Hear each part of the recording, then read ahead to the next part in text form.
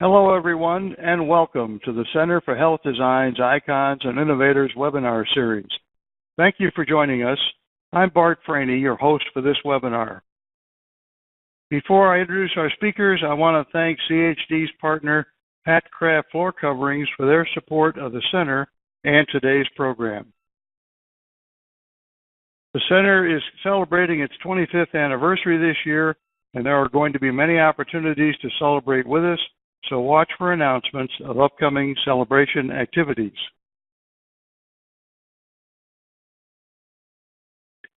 Today, we are very pleased to have with us Julie, Kurt, and Carolyn to present Designing a Brand Through Art and Architecture, a Tale of Two Hospitals. Julie Robertson is an award-winning designer passionate about solving problems to produce creative project solutions that bring the client's brand and goals to reality. Through visioning, concept creation, and partnership with clients and other disciplines, she is able to create spaces that tell the client's story.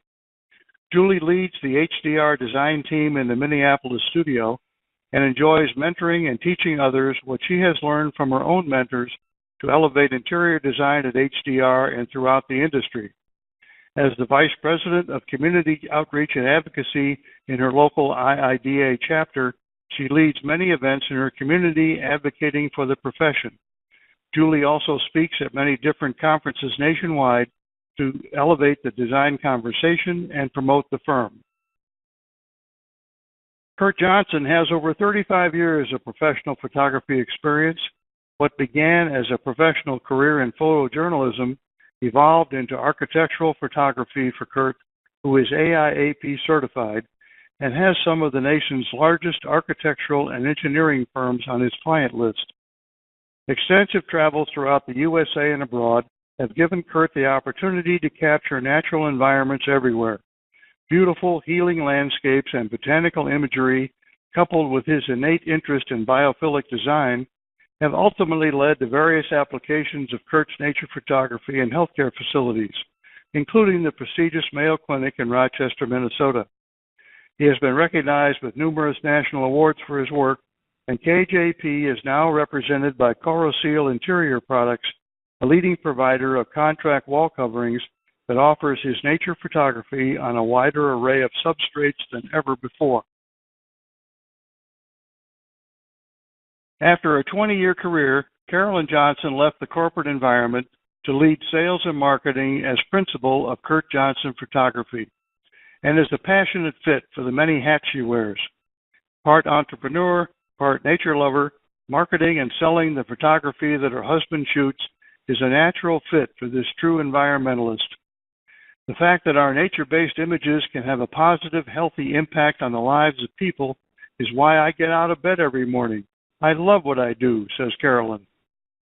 Her past experiences in driving sales and market share growth in both the advertising and technology fields prepared Carolyn for the challenges of the global footprint of Kurt Johnson Photography. She oversees operations, sales strategies, and marketing efforts for KJP, a woman-owned small business, and deeply enjoys connecting with clients and industry professionals. And now it's time to get started. Kurt, thanks for joining us today. Thanks, Bart. Good afternoon, everybody. This is Kurt, and on behalf of Carolyn and Julie, I'd like to thank you all for joining us today. And we are really happy to be collaborating with Julie again. Yay. Today we're going to talk about art and architecture as it applies to healthcare. So we'll start with these four topics: branding in healthcare, the process, a case study, the Mother-Baby Center, and then move into conclusions. Julie? So let's take a look at a couple of healthcare trends in the U.S. This number right here, it's actually a little bit smaller than what it actually is. According to the Center of Medicaid and Medicare, our national healthcare expenditure is projected to hit $3.5 trillion. That has increased since the last time I looked at this number. So that is approximately $10,700 per person per year. Moreover, experts believe healthcare costs will begin to significantly outpace inflation again after the recent slowdown. The result would be a larger share of the U.S. gross domestic product going to healthcare, which could hurt the economy. Healthcare reform is decreasing the number of uninsured individuals, which is a net positive, but high deductibles that accompany many plans are driving down volume as patients seek to save money by avoiding health services. So what does this mean? I'm going to take over the reins now, Carolyn, if that's okay. Absolutely, girl. In short, healthcare is becoming a global commodity, and patients are becoming healthcare consumers. So this means that individuals and corporations are expected to spend this much money on their health. They will shop around when at all possible. They are, / we are, consumers. It's a new experience economy. We are doing online research, taking hospital tours, and interviewing potential physicians. We have choices, and we want the best that money can buy. So how do we make these experiences memorable for patients and family that enter these healthcare facilities? We want to focus in on the brand values and drivers and also the brand expressions.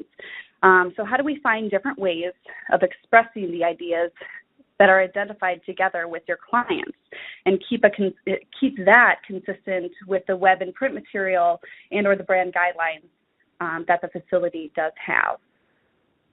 When we think about brand, a lot of the time you see a bunch of words on a wall, and I think this is where there's a misconception of what brand actually is and how an experience is actually shaped. Branding is not just words on a wall. This type of branding excludes so many people, dyslexic people, people with English as a second language, or people who are simply just multitasking and not paying attention. So we want to make these moments memorable for people. And we need to engage other parts of the brain with humor and imagery and engaging other senses. These are many of the tools available as an interior designer to express a brand, but it's not a definitive list. We need to purposely blend these together. Example would be a sculpture. This can act as, a piece of art or a landmark for wayfinding, but becomes a beacon for patients, on their journey through the facility. We need to be cognizant of regional differences of interpretation by doing our research as well. So the brand experience and the brand promise equals happy patients. So how do we give patients a compelling brand promise and tell them that they can expect and deliver that experience? And you'll have loyal patients who end up referring their friends and family to your hospital, especially important for birth centers. So these next slides that we're going to go through, we're going to talk a lot about the strategic partnership between, where did it go? Oh, I think you went between backwards. Allina, there we go. Oh, it keeps jumping. I'm sorry, everybody. Strategic partnership between Allina Health and Children's Minnesota. So they started this joint venture and started the mother-baby service line. So this was really a clear need for a better solution for families. With this, we wanted to integrate the care of mothers and newborns with this partnership so that they wouldn't have to end up at two different facilities. We also wanted to enhance the care model and align it with the different incentives and support the competitive differentiation. And with this partnership, it couldn't just be a short-term thing. It needed to be a long-term partnership. So they decided that 20 years was a good partnership goal for them. Next, we're going to talk a little bit about the mother-baby vision and what that actually means. How do we assure exceptional outcomes and experience for these mothers, babies, and their families? Since this mother is our audience, and they're hungry for information, and they get that information from a variety of different sources, and they're willing to share this information if it is a trusted brand with trusted experience and expertise and personalized information in return. They live in a connected digital world, and they crave to be more connected and crave those human experiences with the real interactions. So in the beginning of the brand experience, We started, there was no brand. This keeps jumping ahead. Yeah. Okay. My apologies again. There we go. So the process of creating a brand really became a part of the design process, taking the different logos that Allina Health had and Children's Minnesota had and combining them together to create this logo for the Mother Baby Center. You're going to see it takes on the children's star and that half circle of what the children's logo is and combined it with the Allina Health logo. But this also creates this silhouette of a pregnant woman as well. So that's where they put together this brand and created that, and all of the design that we did played off of what this brand would be. So we needed to engage the families and the patients and do focus groups. These people wanted amenities, and they wanted the 5-star hotel, and all of these elements that needed to be integrated into these facilities was very important to them because they can shop around. They are consumers. They're looking for the best thing. Some of our brand goals, as you see laid out here, these were the key takeaways from the community engagement, and these resulted in the brand goals. There were 4 elements that we needed to carry through all of the facilities, and art integration is what we're going to focus on the most today.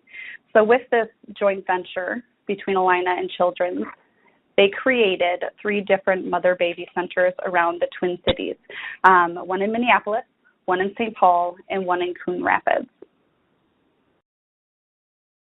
And we're going to talk a little bit about that collaborative process when it comes to the art integration within the facility. So we begin with process. Now, if budget allows, a site visit is always advisable for your artist, so please keep that in mind. But in a nutshell, from design development through FF&E, your artist needs to have a full understanding of the impact of color, art, graphics, and imagery to the built environment in order to play a successful role in augmenting the design concepts for the design team and with the design team. So here at Kurt Johnson Photography, what we want to do is, again, if a site visit is allowed, that's a perfect start, but we review floor plans and elevations. But bottom line, our work is to create art placement master plans and develop project budgets and timelines if those have not been fully developed, or we work hand in hand with that. So process, we just can't emphasize enough how important it is to bring the artists in early so that everything within the facility is flowing and flawless. And that's probably one of the favorite things that I like most about what we do is being able to collaborate with really creative people, very talented people like Julie, to be part of that process and to be able to have a really great understanding as to what we need to fulfill in our end of it. Amen. So this next page is just a snapshot of the portfolio page of the website. And all the photography in the website, I would say there's probably maybe lots. Yeah, maybe 10,000 images there. Understand, though, that in the full library, there've got to be tens of thousands more. We've created the color studio, which is to the top right, with designers in mind, as well as with the collaboration of designers, so you can go into that studio right there, and every image is broken down into red gallery, blue gallery, green gallery, whatever your color boards, whatever direction you take with your design, that's there to help support you. And we want to thank all those. This is one of the most user-friendly websites I think that I've ever used too. So I just wanted to throw that in there. That it's something that has been for them, something that they've worked on from the time we started this collaboration in 2010 till now. And I think what you see on the website is very, very intuitive to walk through, and it's very helpful when you're looking for artwork that fits with the design and that you can create a design out of. Thank you. And I think, Julie, you probably had a great deal of influence on us when we were designing the website to try to make it simple and easy, especially for the design community to operate through.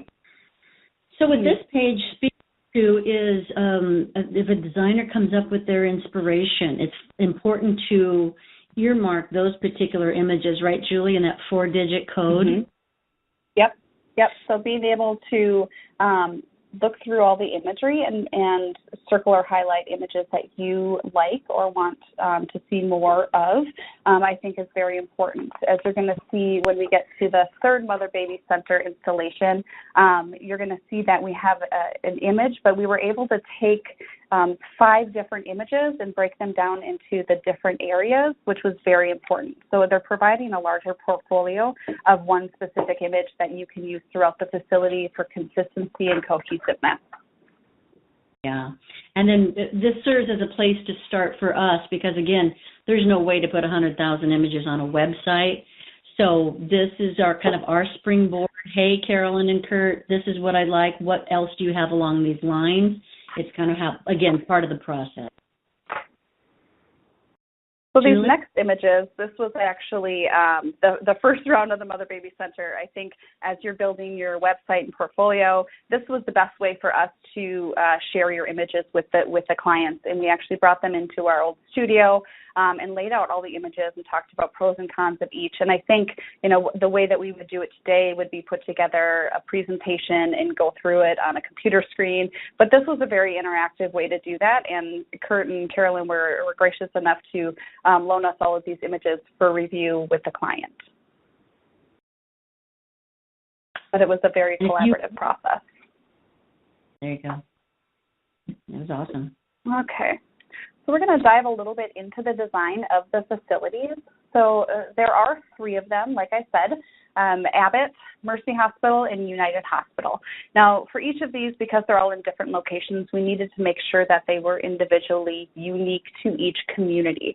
The first one in ABBOTT, it was the urban garden. So we had the budding botanicals and super graphics that really defined the space. At Mercy Hospital, because it falls and it lies right on the Mississippi River, we wanted to go with more of that peaceful river. So looking at more of that landscape image, super graphic instead of the large-scale botanical. And then at United Hospital, we took on a little bit of a different approach and went with an artistic impression. This flowering super graphic tree is something that we use for the third facility. This was something that it was very important to them because they have a lot of gardens in St. Paul, and specifically on the United Hospital campus, there is a garden with the flowering trees. So that was very important to them. Let's start with ABBOTT. So with this facility, we really wanted to look at the idea that we were going to create this jewel that was really going to draw people in. The facility was designed with neighborhoods in mind. So every side of this facade was a different color and defined a different neighborhood. And that is also reflective of the colors that we put on the interior of the space and the imagery that was used. So because this is the main entrance side, we chose this flowering mum super graphic at that main entrance to really become that beacon. I wish I could show you an image of it at night where you can actually see the brightness and the lightness of the yellow flower as it pulls you into that entry. We also framed that out with the wood, so it does give this illusion or this appearance of a framed piece of art, but it is completely integrated into the design.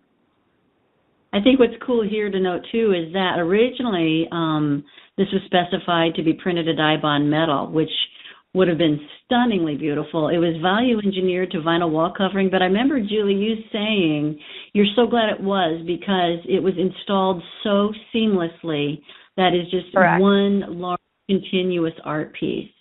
And, the other interesting component to this, Julie, is all the research you all did about, because it's a diverse neighborhood and all the different colors and the different flowers that represented certain things and all the unique cultures surrounding that area that was their footprint. That to me was just incredibly interesting and deep as to how you guys went through that design process to incorporate that. Yes, we did. We definitely did. Moving up to the second floor, you're going to see that same or very similar budding botanical in an orange color. Now, one thing to note, too, is that Kurt and Carolyn were able to collaborate with us on the specific colors. So if I present them with a paint color, they're able to adjust the flower so that it's actually that same color versus you see what you get type of thing. So that was a very big plus for us when making that selection to go with Kurt Johnson photography for this art installation, because we had very specific colors that we wanted to use throughout the space. Other elements that you'll see here, some of the branding elements with the light, the color, and the sculptural ribbons that become that piece of artwork as well, that pull you down through the space. Mm-hmm. You're we learned the different floors. Go ahead, Kurt. We learned the difference between raspberry and purple, too. Thank you. Anybody knows that raspberry is my favorite color, and you better not call it purple. Never, ever. Some other elements to note throughout the facility is the way that we incorporated the artwork into the space. This is looking down the patient corridor, so this is the laboring corridor, where we applied that graphic and chopped it up into light panels that actually, if you stand in this one spot and look down the corridor, you can see the entire image and how it just unfolds and becomes this positive distraction for laboring mothers.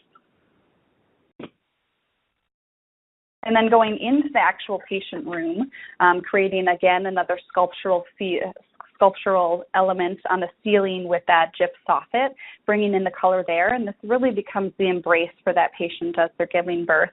And then also incorporating that positive distraction in the artwork again. This one is in the family zone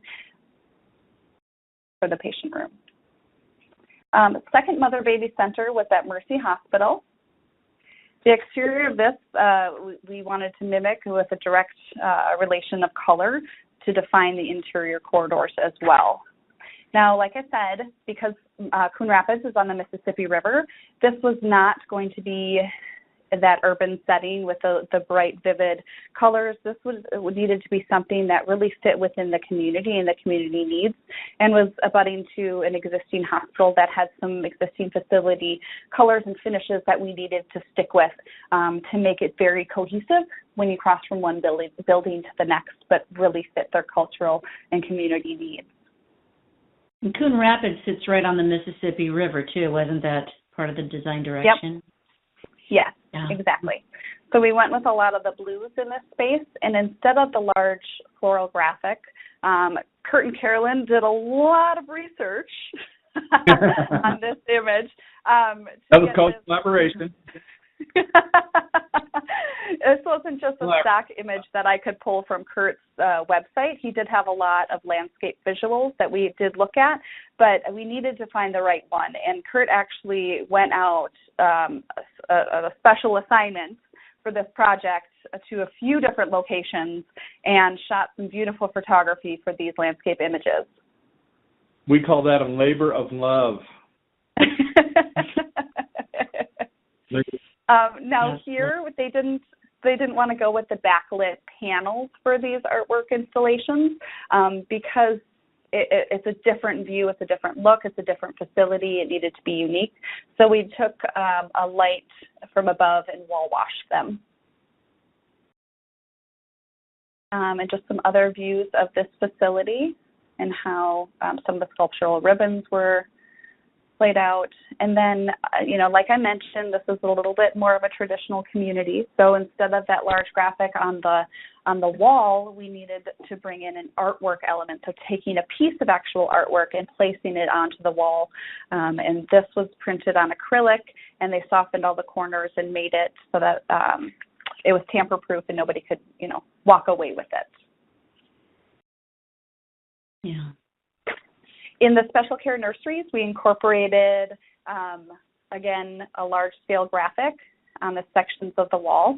Now, this was something that was very custom. It was a custom vector image that was created with Kurt Johnson photography for that more childish, whimsical nursery-type feel. And then instead of the landscape, bringing in more of that whimsy with the wildlife artwork on the wall. the last facility that we're going to look at today is the Mother-Baby Center at United Hospital in St. Paul. Now here, like I mentioned, we took on a little bit of a different approach with the sculptural ribbons on the ceiling, and this became really that artwork piece, that wayfinding piece that pulls you in over specific spaces. You're going to see here where we're calling out specific zones with those sculptural pieces. So that art integration comes in the form of a sculpture on the ceiling and instead of, a picture hanging on a wall. But there were other ways that we were able to incorporate that artwork back into the patient corridor so that we have a very similar feel. Now we have tighter constraints with the footprint and the floor plan. The other two facilities were new buildings. This facility was existing shelled out space and an existing remodeled area. So we were limited on space and we weren't able to break up those corridors like we did the other two facilities.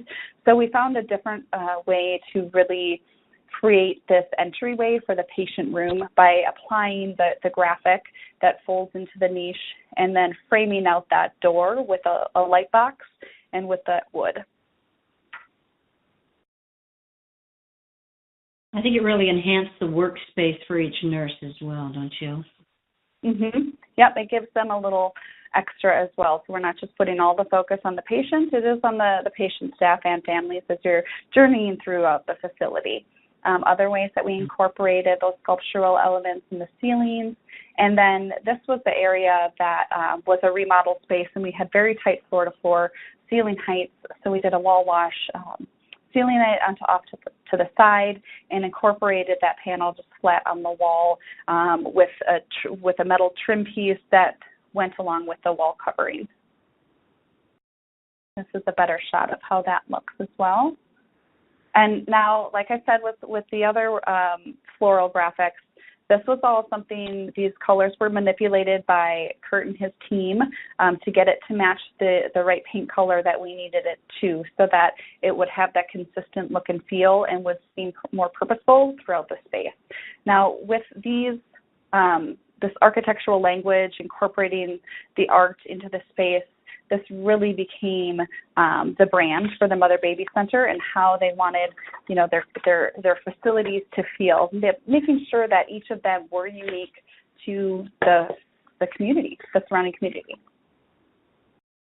We're going to go into a few more additional case studies that talk about that collaboration between Kurt Johnson and myself and with HDR. Allina Health Midwest Fetal Care Clinic is directly below the first Mother-Baby Center at ABBOTT, and they decided to add on or tack on a little clinic below there for the smallest of patients. This is, babies in utero, and they have a OR directly above where they perform surgeries on babies in utero. So we're thinking about this, the tiniest of patients here.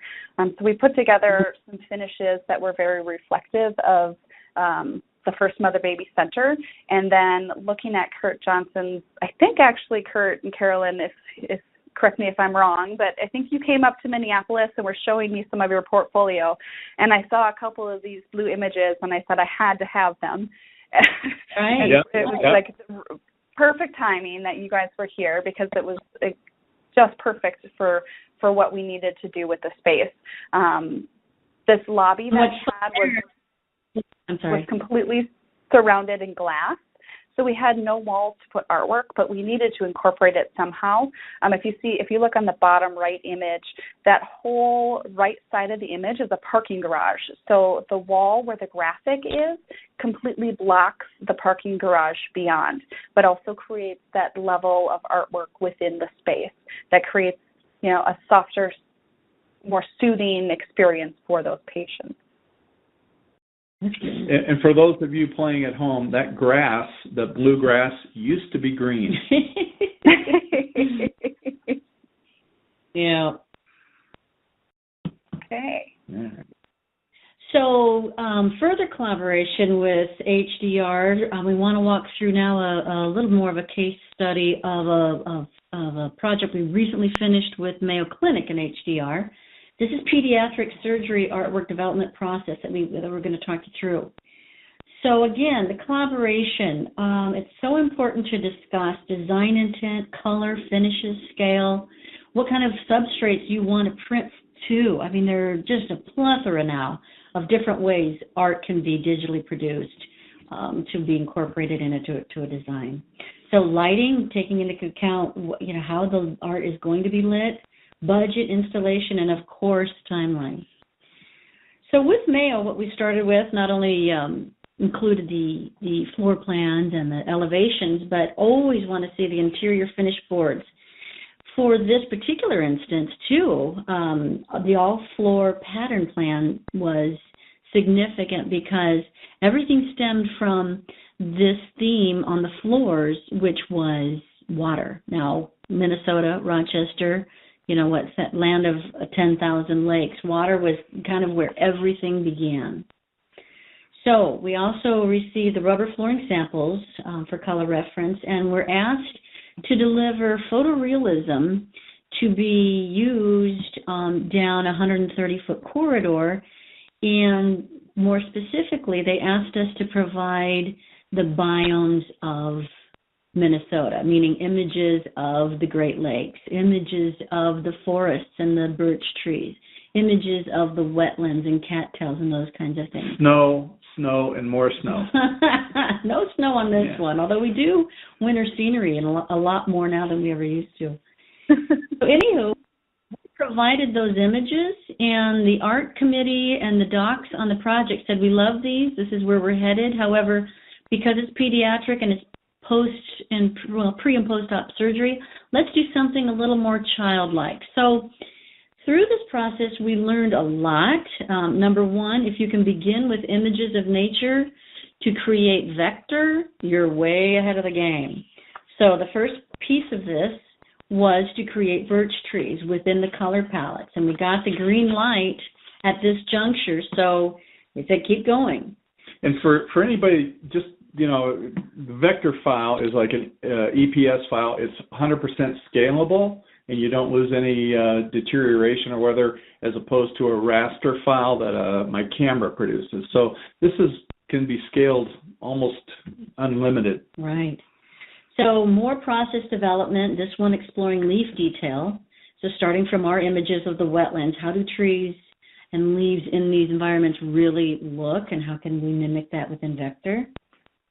And then how do you actually just place a bird in a tree? So exploring bird placement with our own imagery. Same with grass detail. So these first three files kind of show you the progression of the project as well. We started off with a white background and a lot of shadowing. They then came back and said, we love it, but let's go with more of a blue sky to imitate, that reality. And then you can see the bird development. And by starting with photorealism, I think we cut our time probably in half in order to try to create something from a blank slate. So we're fortunate in the fact that we had a lot of stock imagery from that area, and some that was actually specifically shot for that area. For Mayo, right. Mm-hmm. And then it was time to start placing the files over the elevation, so we were sure not to block any of the artwork with where doorways and such might go. Now this is a tiny, tiny slide, but you can see this final design solution, 120 feet, 3 feet wide by 8 feet high, printed to type 2 vinyl wall cover for cleanability. This is what was approved, and this is the designer's rendering the final design. So it was widely and well received and a tremendous project for us. And as you can see, it ties in beautifully with their original concept of water in the floor plans. So, it was great. And one of the things that we did when we created this file is that we knew that there was going to be some architectural details, such as windows, alcoves, doors, that sort of thing. So we purposely made that file larger than what it had to be, so we had the ability to slide that around to make sure everything fit in all the places that wouldn't deteriorate or take away from what the art was, like if it was over a window or something like that. So we purposely made it big enough to be able to fit it in to make sure that everything was visible. I think the technical term there is wiggle room. Yeah, wiggle room. So we've taken the vector concept into a lot more of our work, not just nature imagery, but kind of beyond that as well. Here's Dahlia. Here's some more maybe pediatric or at least childlike imagery, different concepts. Leaf detail. This is an exploration in leaf detail. You see this so often. So we wanted to try and see what we could do with different ways of looking at leaves. This could have maybe be used for a future mother baby, the soft pinks and the feminine feel of but also the artwork. The filter work on top of it to give it a little bit more of a contemporary look, but still maintain photorealism. Mm-hmm. We're exploring with pattern and color for repeatable imagery down corridors, perhaps. This is our homage to Andy Warhol, and these are just some inspiration I've taken, and we're trying to figure out what we can do with them, and where we can place them, and just kind of refining them a little bit more. And even black and white and high tones. It's been a lot of fun with vector exploration.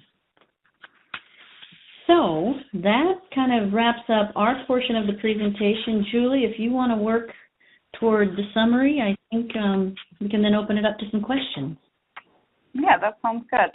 So one thing that we really want you all to take away from this presentation is by using art, we're able to bring that brand experience to life, and I think we did that very well in the Mother Baby facilities by delivering art through architecture, the collaboration process between architect and designer and photographer. I think that worked out really well to really get what the client needed for the space and incorporate it into the space so that it wasn't just hung on the wall. It really became a part of the architecture. And then utilizing the design cues to really enhance that experience. So you think about different ways that you can incorporate art with sculptural ribbons onto the ceilings is something that we did that worked really well. And then obviously that art integration. And with all of that, all of those branding elements really became that focal point for wayfinding throughout each facility, defining specific areas and taking those cues to really find your way around the facility and journey through the facility. So with that, we thank you all so much for listening in. I think this was a great way for us to showcase what art and architecture really, really looks like. Kurt and Carolyn, did you have anything else before we open it up to questions? Well, I just want to thank you for your time and all the work we've done together and your brilliant design mentality. And thank you for teaching thank us. You. Thank you for the raspberry instead of purple. So, Bart, I think we'll have it back to this point. Well, these are very impressive visuals. They're some of the most stunning photographs I've seen of a hospital environment, and I know our audience is going to have a lot of questions. And we have about 20 minutes till we get to the top of the hour. So those of you that are in the viewing audience, please put your questions into the Q&A pod on the left-hand side of your screen. And I want to open the session by calling your attention the screen in front of you. It's got the email addresses of our three presenters on it so that you can contact them directly. And again, we're not able to provide copies of the presentation due to copyright rules, but you can reach out directly to the presenters with those email addresses. And I'd like to start the question and address one to Kurt, and that's and that would be the importance of indigenous native imagery and the relevance of the local geography in the built environment. Can you give us your views on that and give some pointers to the audience? Well, according to all the reading that we have done on the subject about indigenous photography, the evidence-based design model, and biophilic research. It indicates that, for example, if you're doing a facility in Arizona, you're probably not going to be putting pictures of an ocean in there because it's jarring. It's something that doesn't, people don't see on a daily basis or whatever. And I think the goal is to try to create an environment through photography in these beautiful environments designed by Julie, is to give the patients and the staff and the families, anybody that comes into that facility, a bit of peace, calm, comfort, something they can relate to. Maybe even it's something, a conversation starter. You're waiting in a waiting room or something, and you're having a procedure or something. You see a picture, and oh yeah, my grandmother had a garden that had these kind of flowers in, or just something just to take your mind off what you're going to be doing. Maybe just a simple little distraction. So that we place a lot of importance to travel around to various areas and get indigenous work that represents the footprint of the facility. I will also add to that, Bart, that yes, familiarity breeds comfort. So when we're working in healthcare as well as senior living, particularly as we maybe even move toward memory care, that concept that familiarity breeds comfort and can really relax and influence the patient, we take that very seriously. So yeah, we don't put images of cactus in Philadelphia, and we don't put Hawaii in Colorado. Julie, we have some. It does, and Julie, we have some questions coming in from the audience, and of course, several are related to the idea of cost and budget. And I'm going to throw these questions to you to start with, and that's one is, how can you help clients develop a budget for this type of artwork, and is there an approximate cost per panel or square foot or something of that nature that can be used as some type of a benchmark? And I'm sure KJP will have some thoughts on that too. So I'll go ahead and get started by saying it depends on the substrate. It depends on the image. It depends on the installation, where it's going to be. For us, each facility was a different price point. The first mother baby, we printed it on the back of glass, and it was backlit. In the second mother baby, it was printed on a vinyl wall covering, which we got from Design Text, just their standard vinyl wall covering. And that was something that was the least expensive and most cost-effective for that facility. And then the third mother baby was also printed on a vinyl wall covering, but it wasn't vinyl, it was an eco wall covering, so it had a little bit of more sustainability factors into that, but still cleanable like a Type 2 vinyl. As far as preparing to budget for something like this, I think the conversation needs to be had with the facility up front as to what their vision is, and making sure that the narratives that you write in schematic design and design development incorporate some type of feature element in purposeful locations for artwork integration and wayfinding. I think that's very important and key to design anywhere, is that. Carolyn, did you have more to add about the cost of the different artwork that we did? Well, I also wanted to add, that was well put. And you've discussed several ways of doing large-scale digital substrate printing, but I never leave out the possibility of framed and canvas-wrapped artwork in facilities, because there are a lot of new ways and fun and contemporary ways to achieve, design goals as well along those routes. And those can be, depending upon the elements you want to use, those can be pretty budget-friendly as well. I think we all know that there are so many variables involved, but usually, whenever we're doing any kind of a project, I'm sure it's true of anybody, is that, we all want to design or to provide the greatest possible space or image or whatever that we can.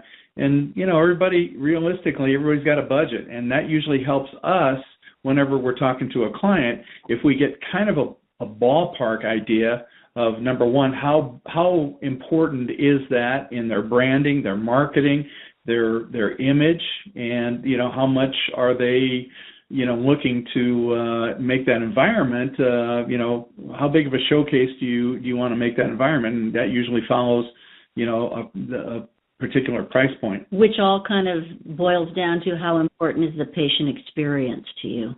Right. Right. And I think one thing to note, too, is that Kurt and his team were able to put proposals together for each facility, and each facility came in at a different price point because of the nature of the product that we were working with. Was it just standard stock photography like the first one that we just tweaked the colors a little bit? Was it something that he had to go out and shoot specifically for, the Coon Rapids project? To a little bit more modification with the third mother baby when it came to the actual colors provided in the imagery. So it's really going to vary, but I think it's having those conversations up front and having a plan and understanding that there are costs that will come out of this, and it's important to discuss right away. Yep. So totally for our listeners, would you say that this type of interior design work would not be something you would put into a typical cost per square foot model, but would you pull it out separately and maybe use other methods to finance the installation and purchase installation, such as donations, philanthropy, and things of that type? Just wanted our audience to expand their view about how to incorporate these great things into a project.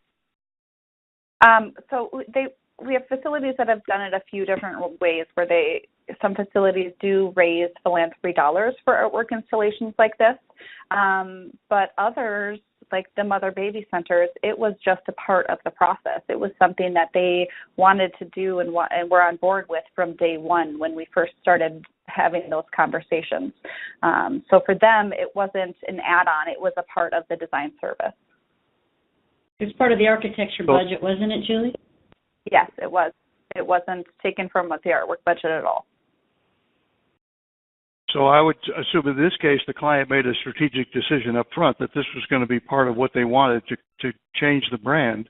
And one of the questions from the audience is, do you have any way to measure what brand was created, pre-design and post-design, for the facilities? Were you able to measure that in any way or come to a conclusion about how it achieved the goal? We did not do any post-occupancy research yet on these facilities regarding that brand incorporation, so I don't have any stats and figures that I can give you. I bet they loved it. Another question. There was a question that came in about the durability of the material that was used as a substrate that withstand the usual rigors of the healthcare corridors. Can you comment on that? Yeah, definitely. So there were 3 different types of substrates that we used to print on that went in the corridors. First was the light panels, and those were by not Element Design. I forget the name off the top of my head, but they were the vivid light panels. And then we also printed on a rigid wall protection at the nurse stations at the first Mother Baby Center. So that was the front of the nurse station was the graphic on a wall protection. So it was a rigid sheet. It was 0.040 inch thick rigid sheet of wall protection. And then the other ones were the type 2 vinyl. So they were heavier duty for the corridor use. Now we made sure that we had corner guards that protected the corners in all those areas, but also in the third Mother Baby Center, there was elements that stood out beyond where the wall covering was, so we're not too concerned with how, with beds or carts running into those areas. Another question that came in would be the interplay between furniture selection and the development of the graphics and artwork. Julie, you want to comment on that? Yeah. So when working on these 3 facilities, we worked with the Allina Health facility designers on all of the selections for everything, and furniture selections, fabric selections, and there are some consistencies between the facilities, and there are some things that are different within the facilities. Again, that goes back to each facility being, unique to its location. But in areas where we didn't have a graphic, we used a larger scale pattern in the furniture to kind of replace that artwork. And then in the areas like the patient rooms where we had a larger scale graphic, we were able to downplay the furniture with more of a neutral textural element on those furniture pieces. We have a question that I think would go straight to you, Kurt, or Carolyn, and that is with regard to the photography, is it high-res enough to handle a wall 9 feet high if you wanted to use an image that big in a corridor? We do it every day. Just for reference, the images that we put on the wall for the first mother-baby, and Julie, I think you probably will be able to, dial it down or dial it up. I think they were 9 feet high by about 26 feet wide on the orange lobby, if I'm not mistaken. And Second floor. The yellow lobby was 13 feet tall. Yeah, 13 feet by about, 15 or something. But second floor coming off the elevator, when we saw the great orange spider mom, wasn't that more like 20, 26 feet? I thought it was 24, 26 feet. And 26 feet long, yeah. Yep. And to put that in perspective, that technology that I used back then has been increased probably tenfold now. So we've done instances almost, pushing 40 feet with that with our camera image. So yeah. And that was the other reason why we developed vector graphics, is because we have had requests, can your photo stretch, 180 feet? And I said, not even the Hubble telescope can make images that, pristine. So that's why we kind of got into the vector graphic area, to be able to provide nature-based imagery with kind of a more stylized look as opposed to photorealism. Any imagery, really. We do a lot with textures. We do a lot with urban. So, yeah, anything can be turned vector. With your mastery of the vector technology, is it something that you're willing to do for photographs that you don't take? And would that be possible if a client wanted to do that? In a word, no. And because we're not a gun for hire, so to speak, with the vector graphics. This is something that we do in-house for our imagery. Custom work. And, we try to protect our brand and try to protect our look and our feel at Kurt Johnson Photography. But good. Well, that's important information for our audience to know. That's good. Thank you. What is involved in selecting the lighting that will show the artwork to its maximum advantage? And I think about, you can do renderings and you can have drawings, but then you've got issues of scale and you've got other things to deal with. And at what point do you begin to develop the lighting spec to make sure the artwork does the job that the client is paying for? So what we had done for all three mother-baby centers is HGR has their own lighting group of lighting expertise and lighting designers.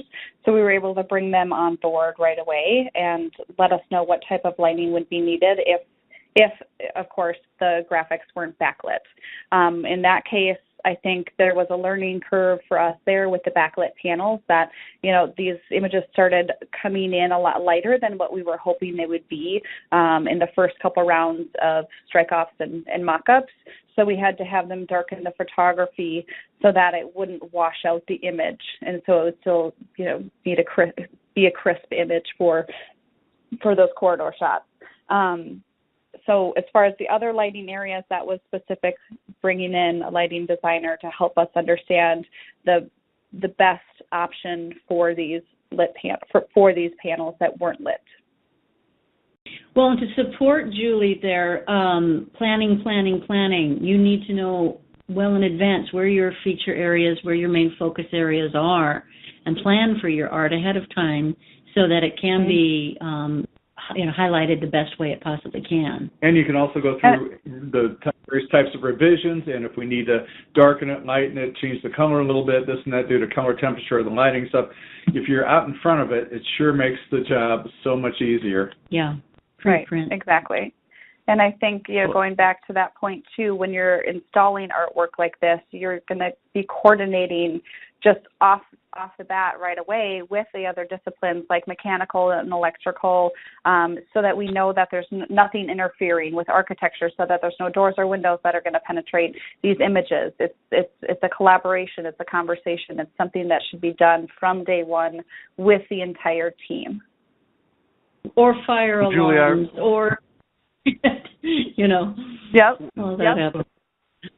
What prompted that question was early in the presentation, you had a slide up there, and it was not a backlit picture. It was a picture that was lighted from the ceiling, and you said you had a wall washer on it. And I'm just wondering if you had mocked that up beforehand so that you knew that particular photograph and that wall washer would work, or did you end up with a trial and error situation? So that one was actually a trial and error situation. The backlit panels were definitely something we had mocked up, but that was after talking with the lighting designer, knowing the color temperature that we needed is something that was discussed, but it was not mocked up. So we crossed our fingers and prayed that it would work, and it did. Okay, it did. We have time. We have time for one more question before we're going to have to wrap it up, and I wanted to just turn the focus a little bit to artwork for staff spaces. Everything you showed us was just outstanding, which focused on the patient and the clinical staff. What about other areas of the hospital where you've got cafeteria spaces, you've got other workspaces, general public access? How does that? Sorry, Bart. Go ahead. Well, I'll take that. We do a lot of work in staff lounges, in cafeterias, in doctors' lounges, significant art in offices as well. So, yeah, I mean, when we work with a team, what we like to promote is it's not just a patient, it's a care team. It's the patient, it's the nursing staff, and it's the family. So in any of those public areas, and even a lot of the private areas, yeah, we certainly endorse art there. Julie? Well, yeah, staff burnout is at an all-time high, and I think there's different things that we can do as designers within the healthcare industry to make sure we're providing places of respite, not just an artwork in an office, but actual places that these staff and team members can go to. And so what you're not seeing in some of the images that I showed, we have respite quiet zones. One of them, like in the third mother-baby center, is called the Quiet Room. It's a place of respite for staff, families, or patients to go, where we incorporate the sculptural ribbon and an artwork piece within that space too. So it is being thought about, it is being talked about, and it is very important to push that forward in every circumstance or every facility that we're designing, because having that place of respite and having those positive distractions, not only for the patients and the families, but for the staff, is very, very important. Well, congratulations, everybody. Great job. We've reached the top of the hour and going to have to wrap it up. But this is some of the best artwork I've seen, and it's just a terrific job. Congratulations. Thank you. Thank you all. And I'd like to thank our partner, Pat Kraft, one last time before we sign off. And you can learn more about our partner program by contacting Randy Carter, Vice President for Relationship Development at the Center for Health Design. Randy's email address is right there on the screen in front of you. Here's a quick look at some upcoming events, both live and virtual, including webinars and conferences. To learn more about each event, go to the events section on the center's website. Also on the website, you'll find information about additional webinars available for on-demand viewing, including this one, as well as many other educational opportunities. If you'd like to contribute to the center's 25th anniversary fundraising campaign, please visit the URL that you see on your screen, and this will stay up for about 10 or 15 minutes after we wrap it up. And this concludes our webinar today. Thanks again to our presenters and all of you for joining us. We appreciate the excellent work everyone's doing in our healthcare facilities on behalf of patients, care providers, and staff. So long and have a great day.